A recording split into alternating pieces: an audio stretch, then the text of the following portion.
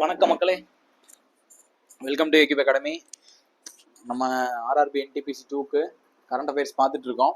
So அதோட ரொம்ப ரொம்ப இம்பார்ட்டன்ட் வீடியோவாக நான் இந்த வீடியோ சொல்கிறேன்.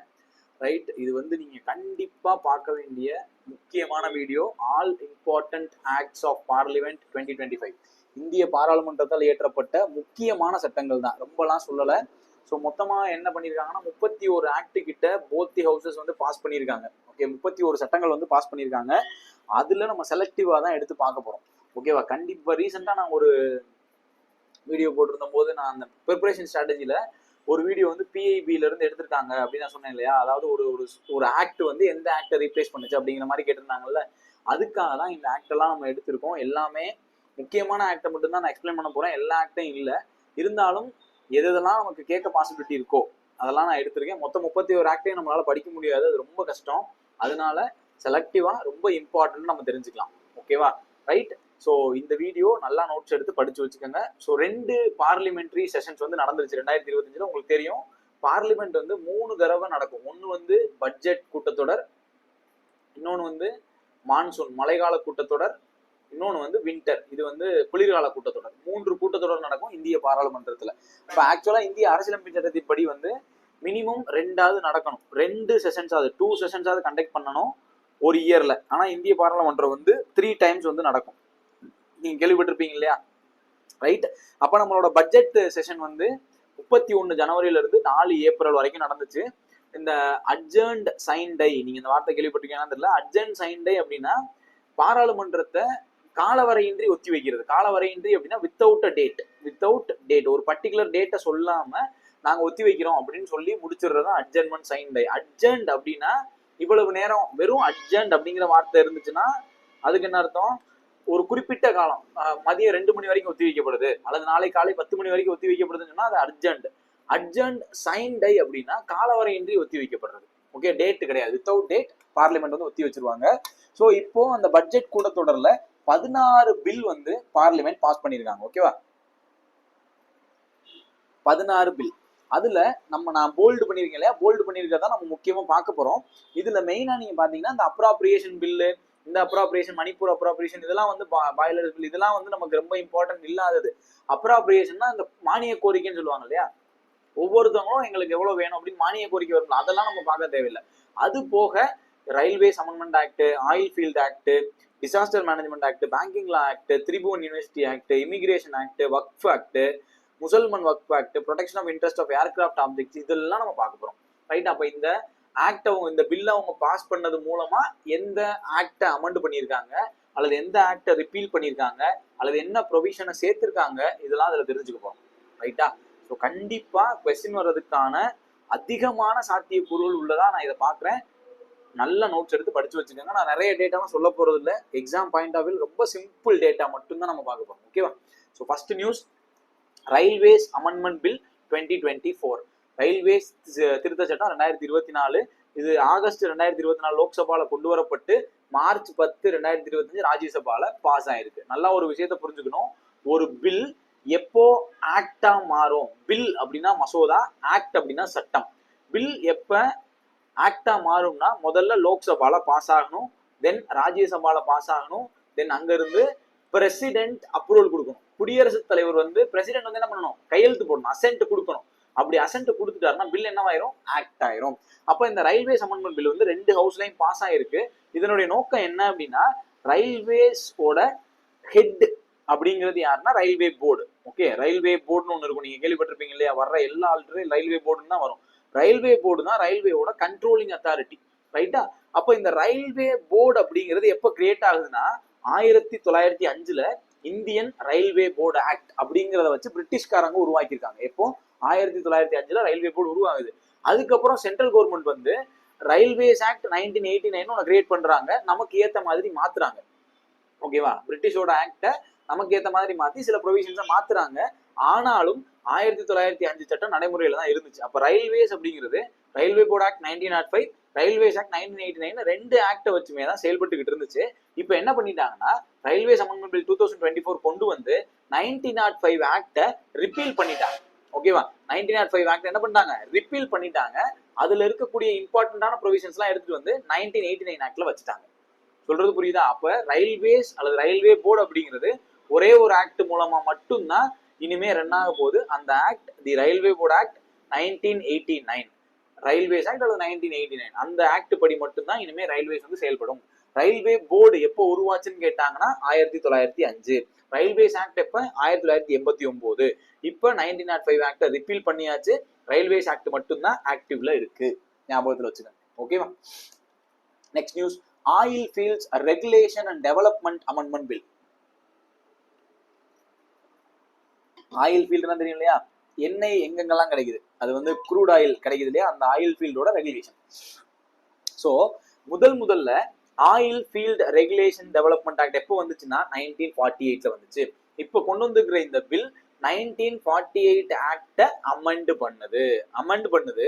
என்ன ரெகுலேட் பண்ணுதுன்னா, oil exploration and extraction of natural gas சம்பந்தமான விஷயங்களை ரெகுலேட் பண்ணுது. இது நீங்க என்ன தெரிஞ்சுக்கணும்னா, இந்த ஆயில் ஃபீல்ட்ஸோட regulation and development original act எந்த இயர்ல வந்துச்சு? 1948 வந்துச்சு. ஓகேவா? அது எதுக்காக வந்துச்சு? Exploration and extraction of natural gas and பெட்ரோலிய பொருட்களையோ அல்லது இயற்கை வாயுவையோ பூமியிலிருந்து எடுக்கிறதுக்காக கொண்டு வரப்பட்டதான் அந்த சட்டம். சமீபத்துல பாராளுமன்றம் அந்த சட்டத்தை திருத்தி அமெண்ட்மெண்ட் கொண்டு வந்திருக்காங்க. அவ்வளவுதான். இங்க நீங்க தெரிஞ்சுக்க வேண்டியது 1948 முடிஞ்சு. ஓகேவா? Next news, disaster management bill 2024. Right. பேரிடர் மேலாண்மை சட்டம். முத எப்ப வந்துச்சு? தி டிசாஸ்டர் மேனேஜ்மெண்ட் ஆக்ட் 2005. பேரிடர் மேலாண்மை சட்டம் அப்படின்னா 2005 ஞாபகத்துக்கு வரணும். ரைட். இந்த 2005ல இன்னொரு முக்கியமான ஆக்ட் இருக்கு, பின்னாடி பார்ப்போம். ரைட். 2005 தான் டிசாஸ்டர் மேனேஜ்மெண்ட் ஆக்ட். இப்போ என்ன பண்ணிருக்காங்கன்னா, ஒரு டிசாஸ்டர் மேனேஜ்மெண்ட் ஆக்ட்ல அமெண்ட்மெண்ட் கொண்டு வந்திருக்காங்க 2024. இப்போ இந்த அமெண்ட்மெண்ட்ல அவங்க என்ன சொல்ல வர்றாங்க அப்படின்னா, ஒரு நேஷனல் டிசாஸ்டர் மேனேஜ்மெண்ட் அத்தாரிட்டி இருக்கணும். நேஷனல் டிசாஸ்டர் NDMA இருக்கணும். அதே மாதிரி ஸ்டேட் டிசாஸ்டர் மேனேஜ்மெண்ட் அத்தாரிட்டி இருக்கணும், SDMA இருக்கணும். அதே மாதிரி டிஸ்ட்ரிக்ட்ல ஒரு டிசாஸ்டர் மேனேஜ்மெண்ட் அத்தாரிட்டி இருக்கணும். ரைட். அப்போ ஒரு டிசாஸ்டர் நடக்குது, டிசாஸ்டர்னா தெரியும் இல்லையா, அது புயலா இருக்கலாம், நிலநடுக்கமா இருக்கலாம், என்ன மாதிரியான பேரழிவு. இப்ப நடந்தது இல்லையா, கரூர்ல கூட நடந்தது இல்லையா, மக்கள் எல்லாம் கூடி அங்க மூச்சு திணறல் ஏற்பட்டு, அதுவும் ஒரு டிசாஸ்டர் தான். ரைட். 40 பேர்கிட்ட இறந்து போயிட்டாங்க. அப்ப அதுவும் ஒரு டிசாஸ்டர். இப்ப இதெல்லாம் மேனேஜ் பண்றதுக்கு, ப்ராப்பரா ரெஸ்பான்ஸ் பண்றதுக்கு ஒரு டீம் இருக்கணும். அப்படின்றதுக்காக இந்த 3 லெவல் ஆஃப் டிசாஸ்டர் மேனேஜ்மெண்ட் அத்தாரிட்டியை கொண்டு வர்றாங்க. Right. 3 level of disaster management at national level, state level and district level. இப்போ உங்களுக்கான கொஸ்டின் என்னன்னா, நேஷனல் லெவல்ல டிசாஸ்டர் மேனேஜ்மெண்ட் அத்தாரிட்டியோட ஹெட்டா யார் இருப்பா, ஸ்டேட்ல யார் இருப்பா, டிஸ்ட்ரிக்ட்ல யார் இருப்பா? தேடி பாருங்க. ரொம்ப ஈஸியான கொஸ்டின் தான் இது. ஆன்சர் நீங்களே சொல்லலாம். ரைட்டா? அப்ப இந்த பில் இந்த ப்ரொவிஷன்ஸை கொண்டு வரணும். அகைன் தீஸ் அத்தாரிட்டிஸ் வந்து ப்ராப்பர் ரெஸ்பான்ஸும் கொடுக்கணும், ரெஸ்பான்சிபிளாவும் இருக்கணும். ஓகேவா? இப்போ உதாரணத்துக்கு, இப்போ கரூர்ல ஒரு இன்சிடென்ட் நடக்குதுன்னா, அது ப்ராப்பரா ஸ்டேட்டுக்கு கொண்டு போய் சேர்க்கப்படணும், ஸ்டேட்ல இருந்து நேஷனல் லெவலுக்கு போகணும். ரைட். இதுக்குனாலதான் டிஸ்ட்ரிக்ட்ல ஒண்ணு, ஸ்டேட்ல ஒண்ணு, நேஷனல் லெவல்ல ஒண்ணு. இப்போ அப்பதான் சப்போர்ட் கிடைக்கும். இப்போ டிஸ்ட்ரிக்ட்னால மெயின்டைன் பண்ண முடியலன்னா ஸ்டேட் டிசாஸ்டர் மேனேஜ்மெண்ட் அத்தாரிட்டில இருந்து சப்போர்ட் கிடைக்கும். ஸ்டேட் டிசாஸ்டர் மேனேஜ்மெண்ட் அத்தாரிட்டில முடியலன்னா நேஷனல் லெவல்ல இருந்து சப்போர்ட் கிடைக்கும். இதுக்குதான் இந்த 3 டயர் சிஸ்டம், 3 லெவல் சிஸ்டம் இருக்கு. அதை ரீசெண்டா அமெண்ட் பண்ணிருக்காங்க. இந்த 2005 டிசாஸ்டர் மேனேஜ்மெண்ட் ஆக்ட் மறந்துடாதீங்க, ரொம்ப ரொம்ப இம்பார்ட்டன்ட். ரைட். அடுத்த news, banking laws amendment bill 2024. Banking laws amendment bill 2024. இதுல முக்கியமானது என்னன்னா, இந்த பேங்கிங் லாஸ் அமெண்ட்மெண்ட் பில் அப்படிங்கிறது நிறைய முக்கியமான சட்டங்களை அமெண்ட் பண்ணிருக்கு. என்ன அமெண்ட் பண்ணுச்சுன்றது நமக்கு முக்கியம் இல்ல, இந்த சட்டங்கள் எல்லாம் முக்கியம். ரிசர்வ் பேங்க் எப்போ உருவாச்சுன்னா உங்களுக்கு எல்லாரும் தெரியல. ரிசர்வ் பேங்க் வந்து 1935 உருவாகுது. எந்த சட்டத்தின் படி? Reserve bank of India act 1934 படி. அந்த அந்த அந்த வந்து அது வந்து ரொம்ப முக்கியமானது. அதே மாதிரி பேங்கிங் ரெகுலேஷன் ஆக்ட், இது வந்து இந்தியா சுதந்திரம் அடைந்த பிறகு வங்கிகள் ஒழுங்குமுறை சட்டம் கொண்டு வராங்க 1949. அடுத்து state bank of India act 1955. இந்த 3 ஆக்டும் ரொம்ப ரொம்ப இம்பார்ட்டன்ட் ஆனது. RBI act 1934, banking regulation act 1949, state bank of India act 1955. இது 3மே ரொம்ப ரொம்ப ரொம்ப இம்பார்ட்டன்டான ஆக்ட். ஞாபகத்துல வச்சுக்கோங்க. இந்த பில்லை விட இந்த 3 ஆக்ட், இதை சொல்றதுக்காக இந்த கண்டென்ட் நான் எடுத்தே போட்டேன். ரைட். இது எல்லாமே directly from PIB and PRS. இது 2ல இருந்து எடுக்கப்பட்டதான். ரெண்டுமே சென்ட்ரல் கவர்மெண்டோட தான். எல்லா PRSல போனீங்கன்னா கவர்மெண்டோட எல்லா லாஸ் அண்ட் ஆக்ட் எல்லாமே இருக்கும். அதுல இருந்து எடுத்ததுதான் இது எல்லாமே. ஓகேவா? இந்த 3 ஆக்டை மறந்துடாதீங்க. RBI act, banking regulation act, state bank of India act. இந்த 3 ஆக்டை மறந்துடாதீங்க. இந்த 2024 பேங்கிங் லாஸ் அமெண்ட்மெண்ட் பில் இந்த 3 ஆக்டையும் அமெண்ட் பண்ணியிருக்கு. ஞாபகத்துல வச்சுக்கோங்க. ஓகேவா? Next news, Tribhuvan Sahkari university bill 2025. அப்ப ரீசெண்டா பார்லிமெண்ட் வந்து ஒரு யூனிவர்சிட்டியை உருவாக்கணும்னு நினைக்குது. அதுக்காக திரிபுவன் ஷாஹரி யூனிவர்சிட்டி பில் கொண்டு வருது. அதாவது அவங்க என்ன பண்ணியிருக்காங்கன்னா, இன்ஸ்டிடியூட் ஆஃப் ரூரல் மேனேஜ்மெண்ட் அப்படிங்கிற institute, IRMA, institute of rural management, Anand, Gujarat. இது எங்க இருக்கு? குஜராத்ல இருக்கு. நீங்க இந்த இந்த யூனிவர்சிட்டி இருக்குல்ல, institute of rural management university, அதனுடைய பெயரை திரிபுவன் ஷாஹரி யூனிவர்சிட்டின்னு மாத்திருக்காங்க. ஓகேவா? ரைட். என்னவா மாத்திருக்காங்க? திரிபுவன் ஷாஹரி யூனிவர்சிட்டியா மாத்திருக்காங்க. இது ஆக்சுவலா இப்போ ஒரு சொசைட்டியா இருக்கு, அதை யூனிவர்சிட்டியா மாத்திருக்காங்க. உங்க எல்லாருக்குமே ஒண்ணு தெரியும் இல்லையா, அமுல் ப்ராடக்ட் நீங்க கேள்விப்பட்டிருப்பீங்க இல்லையா, அமுல். அதோட ஆரிஜின் பாயிண்டே இந்த ஆனந்த் அப்படிங்கிற ஏரியா தான். அங்க இருந்த விவசாயிகளுடைய அல்லது பால் உற்பத்தியாளர்களை ஒண்ணு சேர்ந்து ஒரு சொசைட்டியா ஃபர்ஸ்ட் ஃபார்ம் ஆனது இந்த ஆனந்த் அந்த சொசைட்டி தான். ரைட்டா? இது ஒயிட் ரெவல்யூஷன் அப்படின்னு ஒண்ணு நீங்க கேள்விப்பட்டிருப்பீங்க. கிரீன் ரெவல்யூஷன் உங்களுக்கு தெரிஞ்சிருக்கும். ஒயிட் ரெவல்யூஷன் வெண்மை புரட்சி அப்படிங்கிறது பால் பொருட்கள் சம்பந்தமான ஒரு முக்கியமான புரட்சி. அது துவங்கின இடமே குஜராத் தான். அவங்க தான் முதல்ல ஒரு சொசைட்டியை, ஒரு கூட்டுறவு சங்கத்தை ஃபார்ம் பண்ணாங்க. அதுல இருந்து தான் அமுல் டெவலப் ஆச்சு. அமுல் தான் ஃபர்ஸ்ட் உருவானது. அதே மாதிரி இப்ப தமிழ்நாட்டுல ஆவின் இருக்கு இல்லையா, ஆவினும் அமுலும் சேம். இது அமுல் அப்படிங்கிறது குஜராத்ல இருக்கிற பால் உற்பத்தியாளர்களின் கூட்டமைப்பு, ஆவின் அப்படிங்கிறது தமிழ்நாட்டில் இருக்கக்கூடிய பால் உற்பத்தியாளர்களின் கூட்டமைப்பு. ஒரு சொசைட்டி. அதோட இப்ப நேம மாத்திருக்காங்க திரிபுவன் ஷாஹரி யூனிவர்சிட்டி. ரைட்டா? இந்த பில்லோட நோக்கம் என்னன்னா, அகைன் நான் சொன்னேன்ல கோஆபரேட்டிவ் சொசைட்டின்னு, கோஆபரேட்டிவ் செக்டாரை டெவலப் பண்ணணும், அல்லது கோஆபரேட்டிவ் செக்டார்ல எஜுகேஷன், ட்ரைனிங் அண்ட் கெப்பாசிட்டி பில்டிங்கை கொடுக்கணும், கூட்டுறவு துறையில முன்னேற்றத்தை ஏற்படுத்தணும் அப்படிங்கிறது தான் நோக்கம். ரைட்? ஓகேவா? சோ இதுதான் இந்த பில்லினுடைய நோக்கம், ஞாபகத்துல வச்சுக்கோங்க. ரைட்? இங்க நான் மேலேயே இந்த யூனிவர்சிட்டி வந்து, அதாவது இந்த பில் வந்து யார் இன்ட்ரடியூஸ் பண்ணாலும் போட்டிருக்கேன், அதையும் கொஞ்சம் பாத்துக்கோங்க. இப்ப திரிபுவன் ஷாஹரி யூனிவர்சிட்டி பில் அப்படிங்கிறது ஹோம் அஃபேர்ஸோடது. ஓகேவா? இப்ப முன்னாடி வந்து பேங்கிங் கிளாஸ் அப்படின்னா நீங்க ஃபினான்ஸ் ஈஸியா கண்டுபிடிச்சிடலாம். அதே மாதிரி டிசாஸ்டர் மேனேஜ்மெண்ட் அப்படிங்கிறது ஹோம் அஃபேர்ஸோடது தான். ஆயில் ஃபீல்ட் அப்படிங்கிறது பெட்ரோலியம், இதெல்லாம் ஈஸியா கண்டுபிடிச்சிடலாம். தென் ரயில்வேஸ் வந்து ரயில்வேஸ் தான். மினிஸ்ட்ரியும் சேர்த்து பார்த்து வச்சுக்கோங்க. ரைட்டா? ஸோ திரிபுவன் ஷாஹரி யூனிவர்சிட்டி வந்து ஹோம் அஃபேர்ஸ் மினிஸ்ட்ரிக்குள்ள கொண்டு வரப்பட்டது. ஏன் ஹோம் அஃபேர்ஸ் அப்படின்னா, ஹோம் அஃபேர்ஸ் மினிஸ்டரான அமித்ஷா தான் வந்து என்ன பாக்குறாருன்னா, கோஆபரேட்டிவ் சொசைட்டிஸையும் பாக்குறாரு. அவர் தான் அதுக்கும் மினிஸ்டர். அதனாலதான் அவர் இருக்கக்கூடிய மினிஸ்ட்ரியில இருந்து பில் கொண்டு வந்திருக்காங்க. ஓகேவா? ரைட். அடுத்து இமிகிரேஷன் அண்ட் ஃபாரினர்ஸ் பில் 2025. இப்ப வெளிநாடுகள்ல இருந்து இந்தியாவுக்குள்ள வர்றவங்களை கண்காணிப்பதற்கான ஒரு சட்டம், இமிகிரேஷன் அண்ட் ஃபாரினர்ஸ் பில். இப்ப இந்த பில் வந்து பாஸ் ஆயிருச்சு, லோக்சபா அண்ட் ராஜ்யசபால பாஸ் ஆயிருச்சு. இந்த பில் என்ன பண்ணிருக்குன்னா, 4 முக்கியமான சட்டங்கள்ல அமெண்ட்மெண்ட்டை கொண்டு வந்திருக்கு, அதை ரிப்பீல் பண்ணிருச்சு. 4 சட்டங்களை ரிப்பீல் பண்ணுது. ரைட்டா? ரிப்பீல்ஸ்னா மாத்துறது. So the passport act 1920, registration of foreigners act 1939, foreigners act 1946, immigration carriers liability act 2000. இந்த எல்லா பில்லையும் மாற்றங்களை கொண்டு வருது, ரிப்பீல் பண்ணுது. ஓகேவா? இப்ப இமிகிரேஷன் அப்படிங்கிறத நம்ம எப்ப கண்ட்ரோல் பண்றோம்? 1920. இமிகிரேஷன் இல்லையா, ஏர்போர்ட்ல செக் பண்ணுவாங்கல்ல, அதை தான் இமிகிரேஷன் நம்ம சொல்லுவோம். 1920 ஆக்ட் தான் சென்ட்ரல் கவர்மெண்ட்டுக்கு அத்தாரிட்டி கொடுக்குது. இமிகிரேஷன் சம்பந்தமா, பாஸ்போர்ட் சம்பந்தமா கொண்டு வர்றதுக்கு அத்தாரிட்டி கொடுக்கறது என்ன act? The passport act of 1920. Registration of foreigners act of 1939 again powers parliament or central government to make rules on foreigners and to report their presence to prescribed authority. அப்ப immigration தான் 1920 act, registration தான் 1939 act, obligations of personal interest to provide prescribed information கொடுக்கிறதுக்கான act தான் the foreigner act 1946. ஓகேவா? Right? அவங்க வந்து prescribed informationஸை கொடுக்கணும். அதே மாதிரி ஃபைனலா immigration or carriers liability, carriers the 2000 act, carriers வந்து 2000 act, any person or association of persons engaged in the business of transporting passengers by water or air. இந்தியாவுக்குள்ள வர்றவங்க யாரெல்லாம் கொண்டு வராங்களோ, கேரியர்ஸ் ஏர்லயோ அல்லது வாட்டர்லயோ கொண்டு வர்றவங்க அவங்களோட டீடைல்ஸை கொடுக்கணும், அல்லது அவங்களோட என்னென்ன அசோசியேஷன்ல இருக்காங்க, என்ன அவங்க யாரு அப்படிங்கறத அரசாங்கத்துக்கு சொல்லணும். ரைட்? அப்ப இமிகிரேஷன், ரெஜிஸ்ட்ரேஷன், அவங்களோட பிரிஸ்கிரைப்டு இன்ஃபர்மேஷன், கேரியர்ஸ், இந்த 4 ஆக்ட் ஞாபகத்தில் வச்சுக்கோங்க. பாஸ்போர்ட் ஆக்ட் எப்ப, ரெஜிஸ்ட்ரேஷன் ஆஃப் ஃபாரினர்ஸ் ஆக்ட் எப்ப, தி ஃபாரினர் ஆக்ட் எப்போ, இமிகிரேஷன் ஆக்ட் எப்போ, 4ஐயுமே ஞாபகத்தில் வச்சுக்கோங்க. 1920, 1939, 1946, 2000. இந்த 4 ஆக்டையுமே மறந்துடக்கூடாது. கேட்கறதுக்கான வாய்ப்பு மிக மிக அதிகம். Again this bill is introduced by home ministry, home affairs, உள்துறை அமைச்சகம் வந்து இந்த பில்ல பாஸ் பண்ணியிருக்காங்க. ஓகேவா, ரைட். அடுத்து ரொம்ப ரொம்ப முக்கியமான பில், ஆல்ரெடி ஆர்ஆர்பில நிறைய தடவை கேட்டாச்சு, திரும்பவும் கேட்கறதுக்கும் வாய்ப்பு இருக்கு. வக்ஃப் அமெண்ட்மெண்ட் பில் ரொம்ப ரொம்ப முக்கியமானது.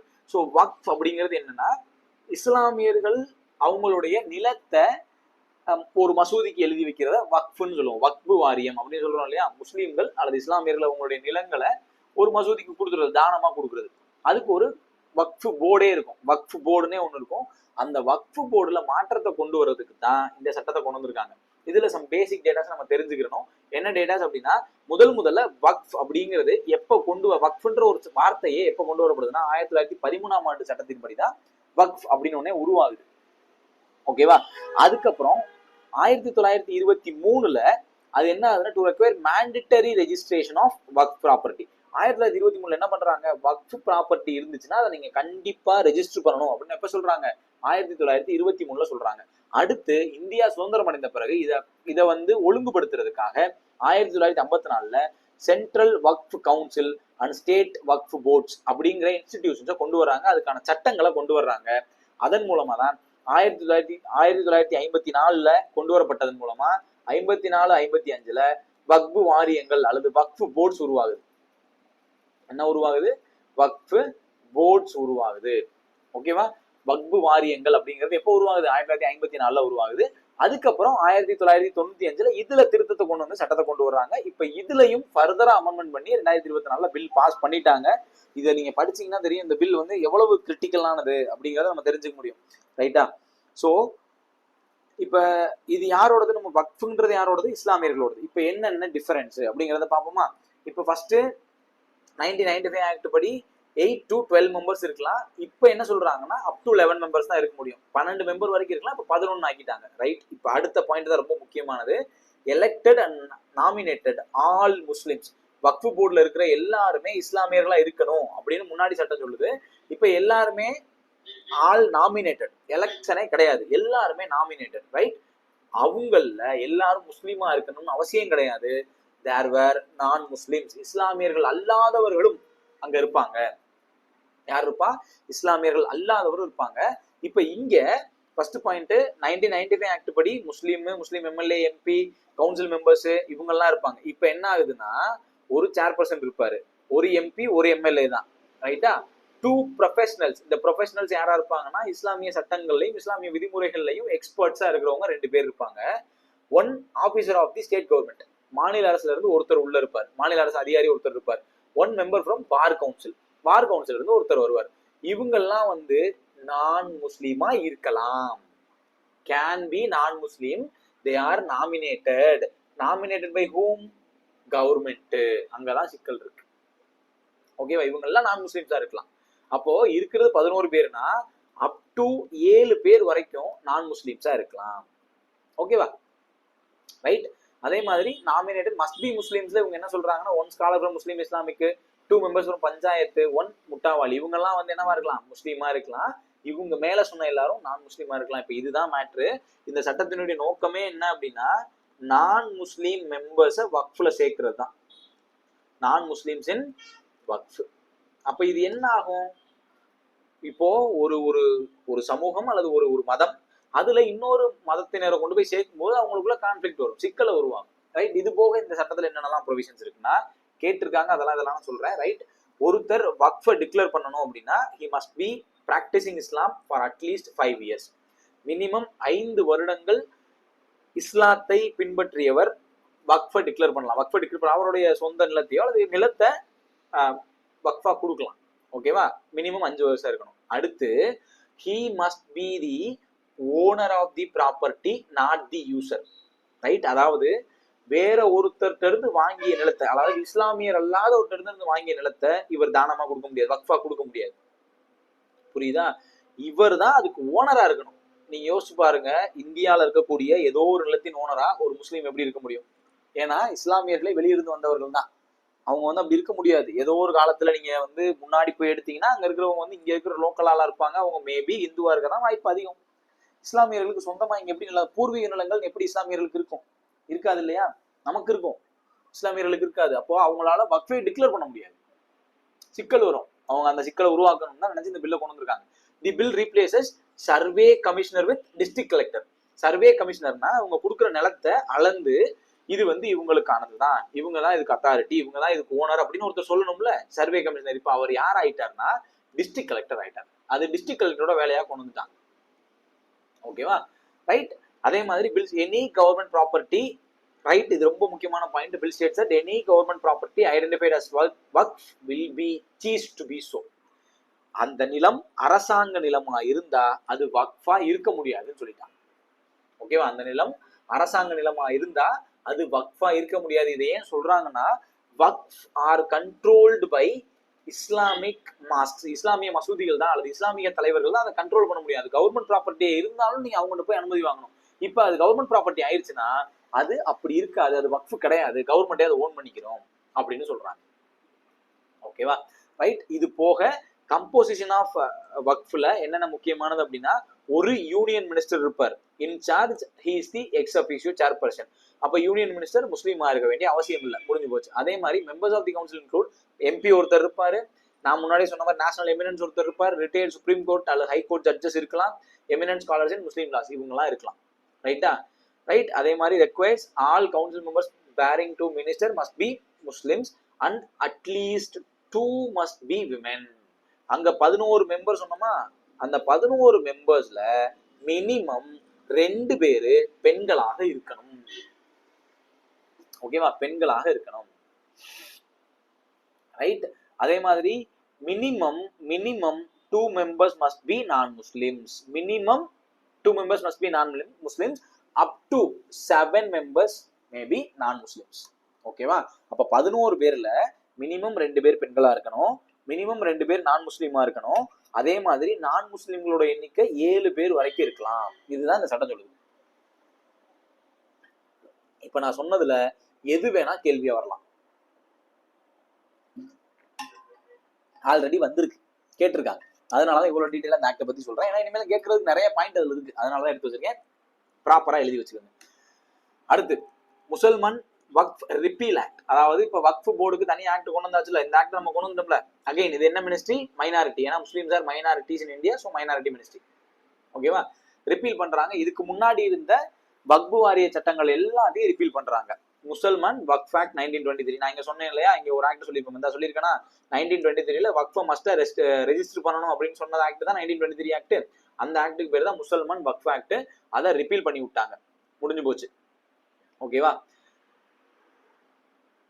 ரைட். அந்த முசல்மான் வக்ஃப் ஆக்ட ரிப்பீல் பண்ணி விட்டாங்க. அது எப்பன்ற இயர் மட்டும் பார்த்து வச்சுக்கோங்க, முடிஞ்சு. இதோட பட்ஜெட் செஷன்ல பாஸ் பண்ண இம்பார்ட்டன்டான பில்ஸ் எல்லாம் கம்ப்ளீட் ஆகுது. ஓகேவா, இது ஒரு பார்ட். அடுத்து மான்சூன் செஷன். மான்சூன் செஷன்ல அகைன் மான்சூன் செஷன் எப்ப நடக்குதுன்னா 21 ஜூலைல இருந்து 21 ஆகஸ்ட் வரைக்கும் நடக்குது. அதுல கிட்டத்தட்ட 21 சிட்டிங்ஸ் நடந்திருக்கு. 15 பில்ஸ் வந்து பாஸ் பண்ணியிருக்காங்க. ஃபர்ஸ்ட் இதுல 16 பில்ஸ் பாஸ் பண்ணியிருக்காங்க, இதுல 15 பில்ஸ் பாஸ் பண்ணியிருக்காங்க. இதுலயும் முக்கியமான பில்ஸ் எல்லாத்தையும் நம்ம பார்க்க போறோம். ரொம்ப முக்கியமானது மட்டும்தான் பார்க்க போறோம். ரைட்டா, so starting with sports national sports governance bill 2025 by ministry of youth affairs and sports. விளையாட்டை கண்ட்ரோல் பண்றதுக்கான ஒரு அமைப்பை உருவாக்கணும் அப்படிங்கிறதுக்காக ஸ்போர்ட்ஸ் கவர்னன்ஸ் பில்னு ஒன்று இன்ட்ரடியூஸ் பண்றாங்க.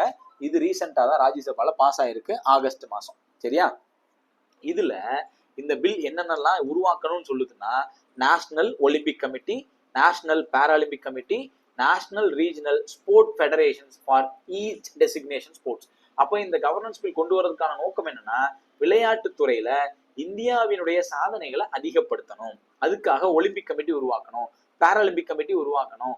முக்கியமான விளையாட்டுகளுக்கு எல்லாத்துலயும் நேஷனல் லெவல்லையும் ரீஜனல் லெவல்லையும் ஃபெடரேஷன்ஸ் இருக்கணும் அப்படின்னு சொல்லுது.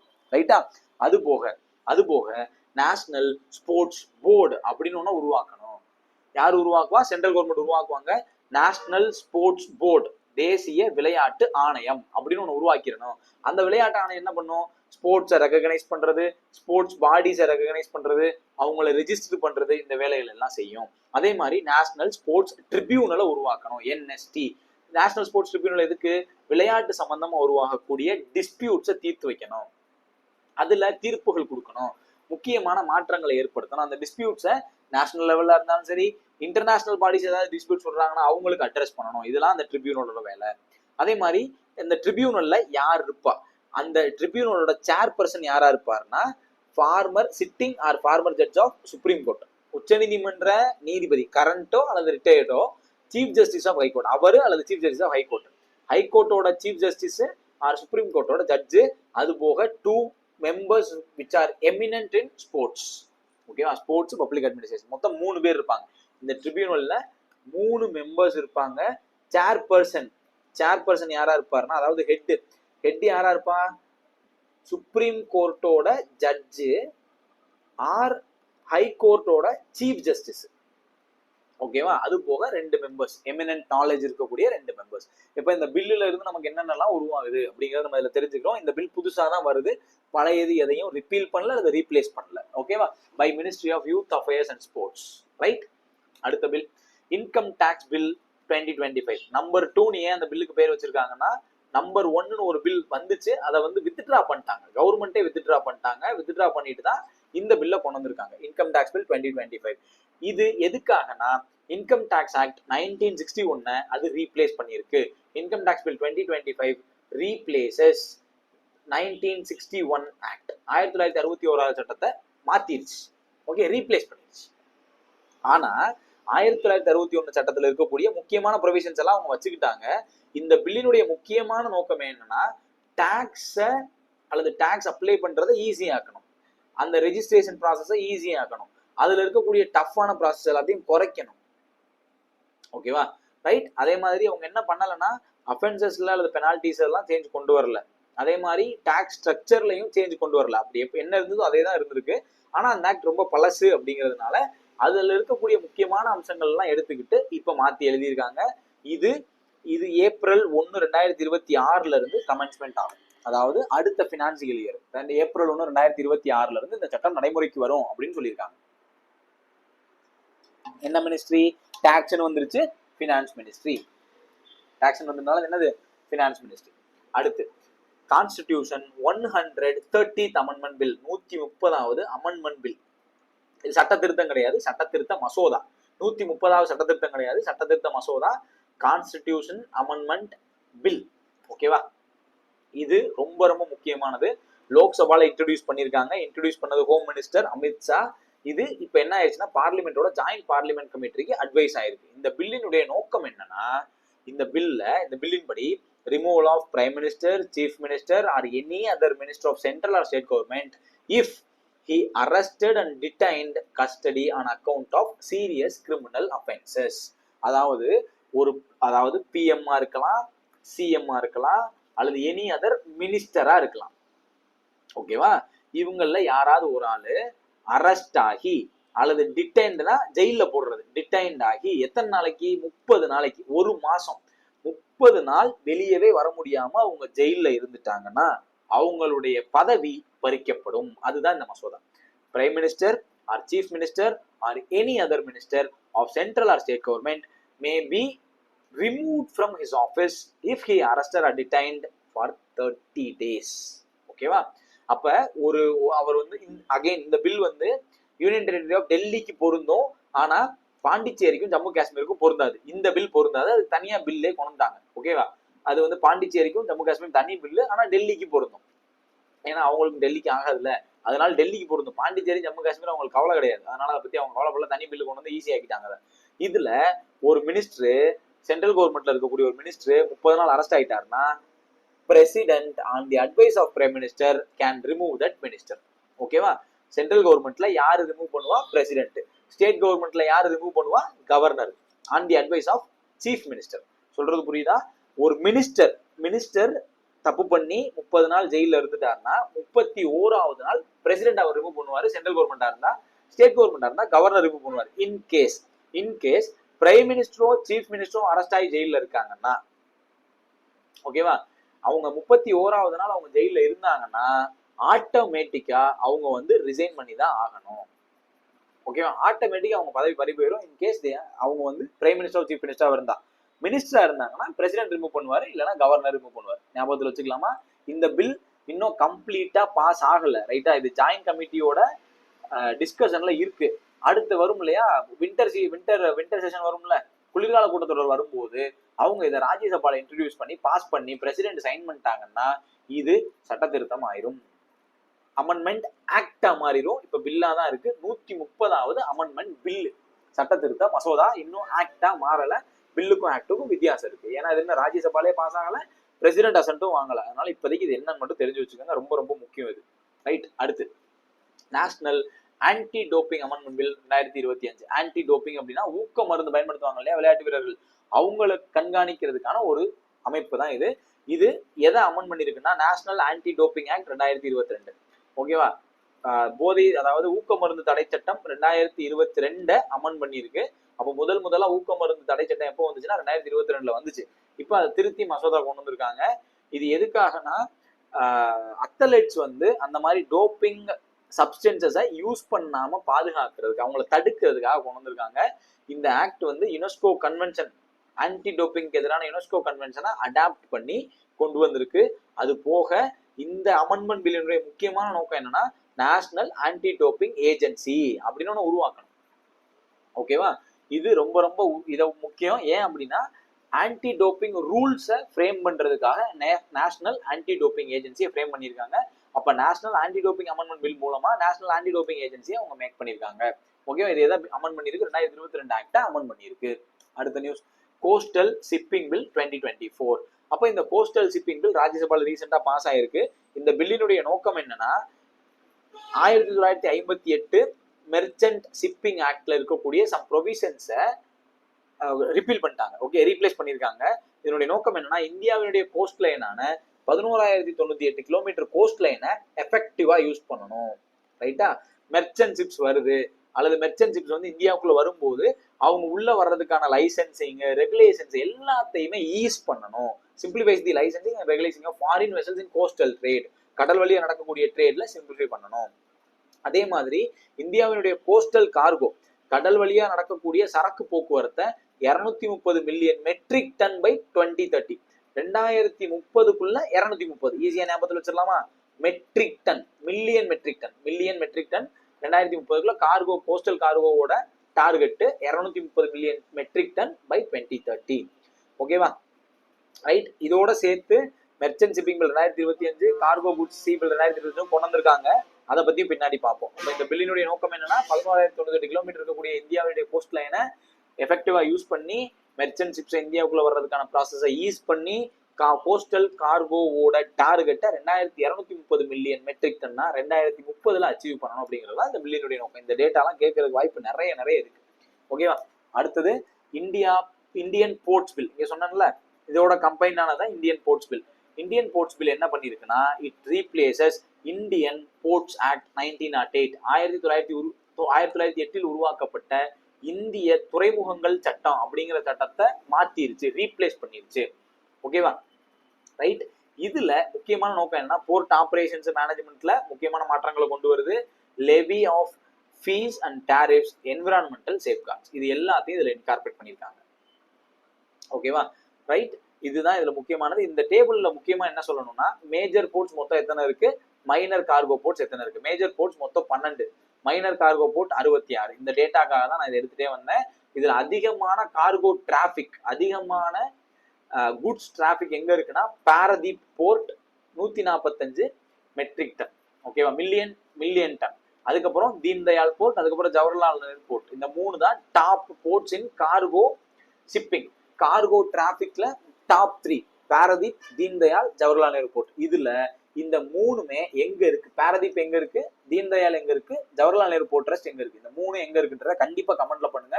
ஸ்ட்ராட்டஜிக்கல ரொம்ப ரொம்ப இம்பார்ட்டன்டானது.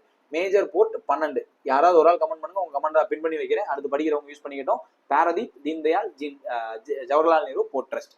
இதுல பாரதீப் தான் கார்கோ டிராபிக்ல டாப்ல இருக்கு. ஓகேவா? அடுத்த நியூஸ் போலாமா? Next news, Indian institute of management amendment bill 2025. IIM அப்படின்னு சொல்லக்கூடிய இந்தியன் இன்ஸ்டிடியூட் ஆஃப் மேனேஜ்மெண்ட்ல புதுசா ஒரு IIM கிரியேட் பண்ணியிருக்காங்க. எங்க கிரியேட் பண்ணிருக்காங்கன்னா கவுஹாத்தில கிரியேட் பண்ணிருக்காங்க. அதுக்கான அமெண்ட்மெண்ட் பில் தான் இது. இந்த பில் என்ன பண்ணிருக்குன்னா Indian institute of management act 2017 amend பண்ணி IIM கவுஹாத்தி உருவாக்குறதுக்கான வழிமுறையை ஏற்படுத்தி கொடுத்துருக்கு. அவ்வளவுதான். ரைட்டா? IIM புதுசா இந்தியன் இன்ஸ்டிடியூட் ஆஃப் மேனேஜ்மெண்ட் எங்க வரப்போகுது, கவுஹாத்தில வரப்போகுது. அதுக்காக தான் இந்த ஆக்டை கொண்டு வந்திருக்காங்க. ரைட். அடுத்த நியூஸ் இதோட முடியுது, அடுத்த நியூஸ் இல்லை, நானும் கவனிக்கல. ரைட், இதுதான் எண்ட் ஆஃப் திஸ் செஷன். எல்லா இம்பார்ட்டண்டான ஆக்டையும் நான் கொடுத்துருக்கேன், ரொம்ப ரொம்ப முக்கியமான ஆக்ட் எல்லாமே. ரைட்டா, தயவு செய்து இதை மிஸ் பண்ணிடாதீங்க, ரொம்ப இம்பார்ட்டண்டான வீடியோ. உங்களுக்கு இதை நான் வந்து பிடிஎஃப் மாற்றி நம்ம டெலகிராம் சேனலில் போடுறேன். டெலகிராம் சேனலோட லிங்க் டிஸ்கிரிப்ஷனில் இருக்குது, ஜாயின் பண்ணாதவங்க ஜாயின் பண்ணிக்கோங்க. உங்கள் ஃப்ரெண்ட்ஸுக்கு தேவைப்பட்டுச்சுன்னா ஷேர் பண்ணுங்கள். நான் முன்னாடியே சொன்ன மாதிரி உங்களுக்கு பிடிச்சிருந்தா லைக்கோ கமெண்ட்டோ பண்ணுங்கள், ஓகேவா? ரைட். ஸோ நம்ம நெக்ஸ்ட் வீடியோ என்னன்றதையும் நான் இப்போ சொல்லிடுறேன். பிஐபியில இருந்து நிறைய இன்ஃபர்மேஷன் எடுத்துக்கிட்டு இருக்கேன். நீங்கள் கேட்குற கேள்வி எல்லாம் பிஐபியில தான் இருக்குது. இஸ்ரோவை பற்றி கேட்டிருக்காங்க, டிஃபென்ஸில் கேட்டிருக்காங்க, எல்லாம் பிஐபி தான். வெளியே இருந்து எந்த மெட்டீரியல் இருந்து வராது. இப்பயும் சொல்கிறேன், நீங்கள் ஏதாவது மெட்டீரியல் படிச்சீங்கன்னா அது வேஸ்ட்டு தான், அவங்க அதுலேருந்து கேட்க மாட்டாங்க. பிஐபி தான். ரைட்டா, பாருங்க. அடுத்த வீடியோ இன்னும் நறுக்குன்னு ஒரு வீடியோ வரும், வெயிட் பண்ணி பாருங்க. All the best, thank you. Next வீடியோவில் மீட் பண்ணுவோம்.